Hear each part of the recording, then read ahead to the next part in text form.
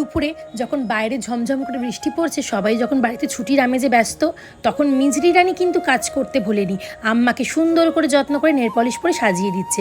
নিজের মতো সবাইকে সাজিয়ে দিতেও খুব ভালোবাসে। আর প্রথমবার কালকে তালশাঁস খেলো মিজরি। আর সন্ধেবেলা হতেই আমার শাশুড়িমা বললো, আজকে আর রুটি করবো না, আজকে কিছু অন্য কিছু বানানো যাক। এত সুন্দর ওয়েদার, ভালো তো কিছু খেতে ইচ্ছেই করে। আমাদের বাড়িতে পিঠে খেতে সবাই খুব ভালোবাসে, তাই সবাই মিলে জোগাড়ে বসলো পিঠে করতে।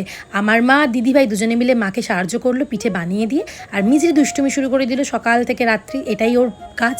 আর সন্ধেবেলা হতে মিজরি রানী কিন্তু এখন পড়াশোনা করতে শিখেছে, তাই একটুখানি করে পড়াশোনাও করে নেয়। আমি তারপর রাতে ভাবলাম একটু আলু কষা দিয়ে সরু চাকলি খেতে খুব ভালো লাগবে, তাই আমি যখন রান্নাঘরে, মিজরি তখন দুষ্টুমি করতে রান্নাঘরেও চলে এলো আমার কাছে। রাত্রিবেলা ঠাকুরকে খাবার নিবেদন করে মিজরিকেও প্রথমবার পিঠে খেতে দিলাম। মিজরি তো মজা করে পিঠে খেয়ে নিল। পিঠে খেয়ে আমি যখন খেতে বসলাম, দেখি পুতুল নিয়ে খেলা করছে। তারপর খেলতে খেলতে কালকে একা একাই ঘুমিয়ে পড়লো মিঙ্কিকে ধরে। Good night.